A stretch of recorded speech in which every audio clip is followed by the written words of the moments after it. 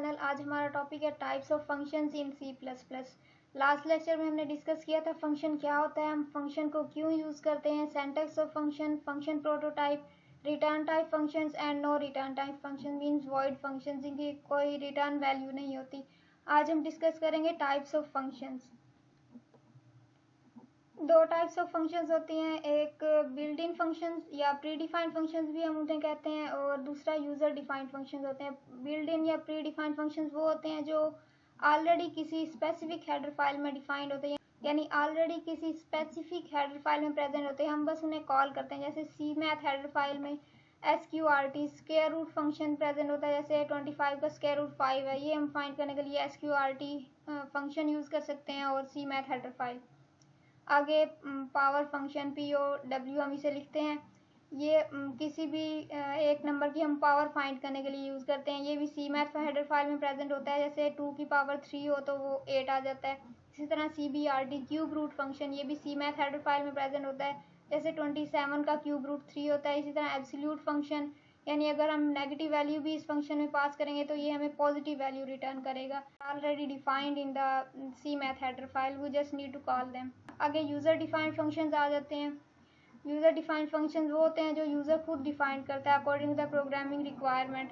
जैसे सम का फंक्शन है, हमें दो वैल्यूज़ का सम करना है तो हम खुद उस फंक्शन को डिफाइन करेंगे। 2 वैल्यूज़ का सम करना है, 3 वैल्यूज़ का करना है, या 4 वैल्यूज़ का सम करना है। आगे स्वैप करना है, हमें 2 वैल्यूज़ को स्वैप करना है, यानी A में 3 स्टोर है और B में 2 स्टोर है, हमें A में 2 स्टोर करना है और B में 3 स्टोर करना है, यानी दोनों वैल्यूज़ को जो जगह है वो एक्सचेंज करनी है। इसी तरह मेन फंक्शन है, मेन फंक्शन भी जो हम लिखते हैं इंट मेन, वो भी हम खुद ही डिफाइन करते हैं, उसमें हम खुद ही सारा आगे डाटा लिखते हैं, इसीलिए मेन फंक्शन भी यूज़र डिफाइंड फंक्शन है। जैसे मल्टीप्लाई का फंक्शन, हमने वैल्यूज़ को मल्टीप्लाई करना है, डिस्प्ले करना है कोई वैल्यूज़ को, या कुछ हमने डाटा डिस्प्ले करना है तो वो भी यूज़र डिफाइंड फंक्शन होगा। अब हम चलते हैं डेव C++ पर और वहाँ पर देखते हैं हम किस तरह ये बिल्ड इन और यूज़र डिफाइंड फंक्शंस यूज़ करते हैं। मैंने डेव C++ ओपन कर लिया और अब हम यहाँ पर देखेंगे सबसे पहले यूज़र डिफाइंड फंक्शन हम किस तरह यूज़ करते हैं। हम यहाँ पर फाइंड करेंगे area of rectangle using user defined function.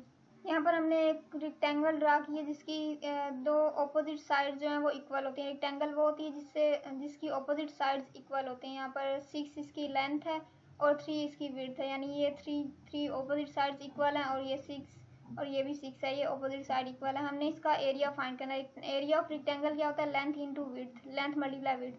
तो हम यहाँ पर फाइंड करेंगे area equal to length multiply width equal 18 आ जाएगा, 6 मल्टीप्लाई 3 इक्वल 18। तो हम इसे प्रोग्राम में किस तरह कोड करेंगे वो हम देखते हैं। यहाँ पर सबसे पहले हमने हेडर फाइल ले लेनी है, हैश इंक्लूड आयोस्ट्रीम, उसके बाद using name space std standard library, और यहाँ पर हम एक फंक्शन डिफाइन करेंगे, यानी कि जिससे हम एरिया फाइंड करेंगे। यहाँ पर हम लेते हैं इंट एरिया ऑफ रेक्टेंगल या इंट मल्टीप्लाई, या कोई भी हम नाम रख सकते हैं। यहाँ पर हमने एरिया का फंक्शन ले लिया और उसमें हम यहाँ पर दो वैल्यूज़ पास करते हैं। एरिया के लिए हमें लेंथ और मल्टीप्लाई विड्थ चाहिए ना, तो हम यहाँ पर दो वैल्यूज़ पास करेंगे। उसके लिए हम ले लेते हैं इंट लेंथ के लिए L ले लेते हैं और विड्थ के लिए इंट W ले लेते हैं। और अब हम यहाँ पर ये फंक्शन हमारा डिक्लेयर हो गया। अब हम फंक्शन की डेफिनेशन लिखते हैं। फंक्शन की बॉडी ओपन करनी है और यहाँ पर हम फंक्शन की डेफिनेशन लिखते हैं। एक हम तीसरा वेरिएबल ले लेते हैं जिसमें हम एरिया स्टोर करवाएंगे, इंट A। यहाँ पर हम ले लेते हैं L मल्टीप्लाई W, हमें लिखना है यहाँ पर length multiply width, length star width. ये हमारा फंक्शन डिफाइन हो गया। और यहाँ पर हमें रिटर्न वैल्यू लेनी है, क्योंकि यहाँ पर हमने इंट यूज़ किया है, डाटा टाइप हमने यहाँ पर इंट यूज़ किया है, तो हमें यहाँ पर रिटर्न वैल्यू एक लेनी है। रिटर्न हम A लेंगे, एरिया जो हमने यहाँ पर A लिखा है ना, यहाँ पर ये हमारा एरिया रिटर्न होगा, ये लेंथ मल्टीप्लाई विड्थ। तो यहाँ पर हम रिटर्न A लेते हैं। यहाँ पर इस को टर्मिनेट कर दिया और ये हमारा फंक्शन डिफाइन हो गया। ये सारी फंक्शन की डेफिनेशन है और ये फंक्शन की डिक्लेरेशन है। और यहाँ पर हम टर्मिनेटर नहीं लगाते क्योंकि ये फंक्शन हमारा आगे डिफाइन हो रहा है, आगे फंक्शन के अंदर हमारी बॉडी प्रेजेंट है फंक्शन के आगे, यानी यहाँ पर पहले कंपाइलर आएगा, ये चेक करेगा, फिर आगे फंक्शन के अंदर मूव करेगा, इसलिए यहाँ पर हम इसे टर्मिनेटर नहीं लगाते। अब हम मेन में जाते हैं और यहाँ पर मेन में हम वैल्यूज़ लेते हैं यूज़र से। यूज़र से वैल्यूज़ लेते हैं या खुद हम यहाँ पर वैल्यूज़ डिक्लेयर कर देते हैं। इंट लेंथ ले लेते हैं हम, लेंथ थी 6 और हम ले लेते हैं विड्थ 3 थी। तो अब हम इसे फंक्शन यहाँ पर हम कॉल करते हैं। फंक्शन को हम कॉल करते हैं सी आउट लिख लेते हैं। और यहाँ पर फंक्शन को कॉल हम किस तरह करते हैं, फंक्शन का नाम लिखते हैं हम, यहाँ पर एरिया लिखेंगे और यहाँ पर हम आर्गूमेंट्स पास कर देंगे, यानी ये जो है ये आर्गूमेंट्स हैं, ये पैरामीटर है और यहाँ पर हम ये वैल्यूज़ पास कर देंगे 6 और 3, या ये हम नाम भी लिख दें लेंथ और विड्थ, तो भी वो फंक्शन यहीं पर मूव कर जाएगा। यहाँ पर हम सबसे पहले एरिया फंक्शन का नाम, फिर ब्रैकेट्स लगाएंगे और यहाँ पर हम लेंथ और विड्थ पास कर देते हैं 6,3, ये हमने वैल्यूज़ पास कर दी। यहाँ पर हम एंड ऑफ लाइन लगा देते हैं। अब हम इसे कंपाइल करते हैं। ये यहाँ पर 18 आ गया, यानी 6 × 3 18 हमारा रिजल्ट आ गया, यानी हमने एरिया ऑफ रेक्टेंगल फाइंड कर लिया। अब हम देखते हैं हम फंक्शन यहाँ पर क्यों यूज़ कर रहे हैं। हम तो इस तरह भी मल्टीप्लाई कर सकते हैं 6 × 3। तो फंक्शन की एक प्रॉपर्टी है रीयूजेबिलिटी, यानी हम इसे रीयूज़ कर सकते हैं। हम यहाँ पर एक और रेक्टेंगल का एरिया फाइंड कर सकते हैं। यहाँ पर हम एरिया का फंक्शन बस कॉल करेंगे और यहाँ पर हम और वैल्यूज़ पास कर देते हैं। यहाँ पर हम और वैल्यूज़ पास करके यहाँ पर एंड ऑफ लाइन लगा देते हैं और अब हम इसे कंपाइल करते हैं। यहाँ पर वो 20 आ गए, यानी हम जितने भी यहाँ पर फंक्शन को कॉल करते जाएंगे और जो रिटर्न वैल्यू ये रिटर्न ए होगी वो यहाँ पर हमें डिस्प्ले होती जाएगी। हम एक और रेक्टेंगल का एरिया फाइंड कर लेते हैं। यहाँ पर बस हमें एरिया का फंक्शन कॉल करना है और यहाँ पर हमें बस वैल्यू पास करनी है। अब हम दोबारा इसे कंपाइल करते हैं। ये हमारे थर्ड रेक्टेंगल का भी एरिया आ गया, यानी हम इस तरह यूज़र डिफाइन फंक्शन को डिफाइन करते हैं और हम इसी तरह इसे यूज़ करते हैं।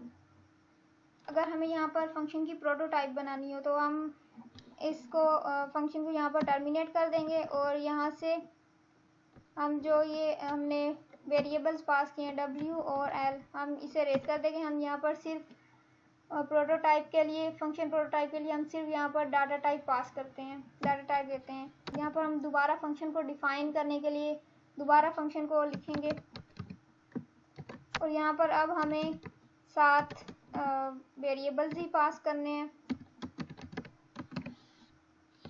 और अब हम देखते हैं हम इस फंक्शन को मेन के बाद भी डिफाइन कर सकते हैं और यहाँ पर हम प्रोटोटाइप बना के, ये प्रोटोटाइप है, ये फंक्शन की प्रोटोटाइप है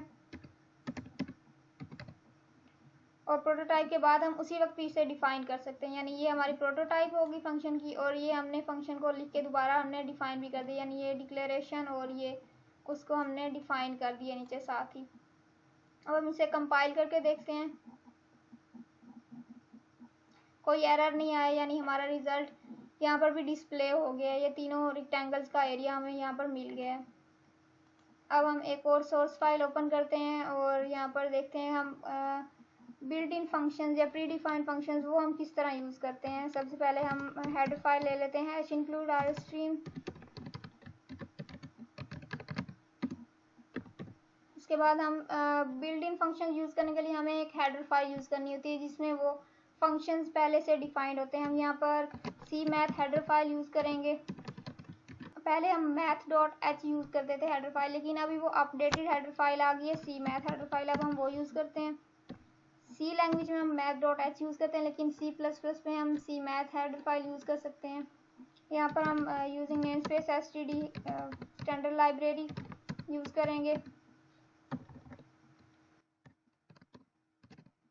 यहाँ पर मेन फंक्शन, ये इंट मेन जो मेन फंक्शन होता है ये भी यूज़र डिफाइंड फंक्शन होता है, क्योंकि इसके अंदर भी हम सब कुछ खुद ही लिखते हैं, सारा हम खुद ही डिफाइन करते हैं। यहाँ पर फंक्शन की बॉडी जो होती है वो हम खुद लिखते हैं, इसलिए इसे भी हम यूज़र डिफाइंड फंक्शन कहते हैं। अभी हम यहाँ पर देखते हैं sqrt स्क्वायर रूट फंक्शन हम किस तरह यूज़ करते हैं। sqrt को हम कॉल करेंगे यहाँ पर sqrt स्क्वायर रूट फंक्शन, यहाँ पर ब्रैकेट लगानी है और sqrt स्क्वायर रूट जो होता है यहाँ पर एक आर्गूमेंट हम पास कर सकते हैं, यानी हम सिर्फ एक वैल्यू का स्क्वायर रूट फाइंड कर सकते हैं। तो हम यहाँ पर 25 पास करते हैं और यहाँ पर हम एंड ऑफ लाइन लगा देते हैं।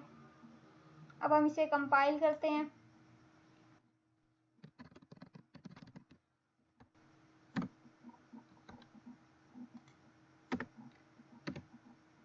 यहाँ पर हमारी एक यूजिंग में मिस्टेक आ गई थी, स्पेल मिस्टेक। अब हम दोबारा से कंपाइल करते हैं। तो ये 25 का स्क्वायर रूट हमें 5 यहाँ पर मिल गया। अब हम दोबारा इसी हेडर फाइल में से, सी मैथ हेडर फाइल में से हम और फंक्शन भी यहाँ पर यूज़ कर सकते हैं। जैसे हम यहाँ पर क्यूब रूट फंक्शन यूज़ करते हैं, CBRT।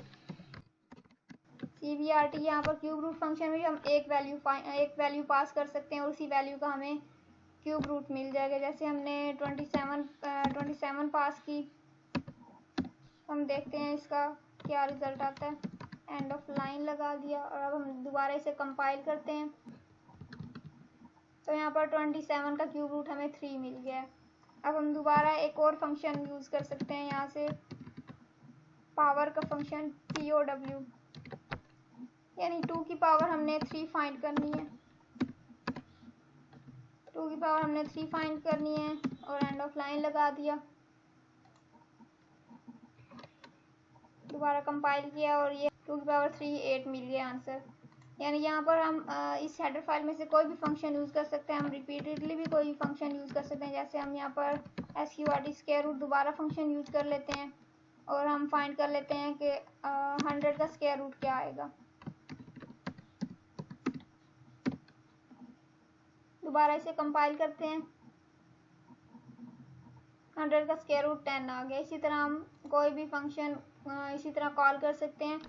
यहाँ पर ये वैल्यूज़ जो कर रहे हैं रिटर्न इंट वैल्यूज़ रिटर्न कर रहे हैं, लेकिन अगर हम फ्लोट में वैल्यूज़ रिटर्न करवाना चाहें तो हम जिस तरह की हम वैल्यूज़ देंगे उसी तरह का ये फंक्शन वैल्यू हमें रिटर्न कर देगा। जैसे हम यहाँ पर देखते हैं स्क्वायर रूट हम फंक्शन कॉल करते हैं विद कोई ऐसी वैल्यू हम देखते हैं जिसका हमें रिज़ल्ट मिले पॉइंट्स में। इसका स्क्वायर रूट हम देखते हैं किस तरह आएगा। इसे कंपाइल करते हैं। यहाँ पर ये इसका रिज़ल्ट हमें फ्लोट में मिल गया। यानी हम अगर कोई भी वैल्यू, जिस तरह की वैल्यू हम पास करेंगे उसी तरह का हमें रिज़ल्ट मिलेगा। यहाँ पर हमने इंट वैल्यू पास की है लेकिन उसका रिज़ल्ट हमें फ्लोट में मिला और वो फ्लोट में भी हमें डिस्प्ले कर रहा है। यानी यहाँ पर हमें कोई भी डाटा टाइप यूज़ करने की ज़रूरत नहीं है। और जिस तरह की डाटा टाइप का रिज़ल्ट आ रहा है वो उसी तरह का डिस्प्ले करता जा रहा है। ये थी हमारी सारी explanation about the user defined and pre defined functions. Till the next lecture. अल्लाह हाफिज़।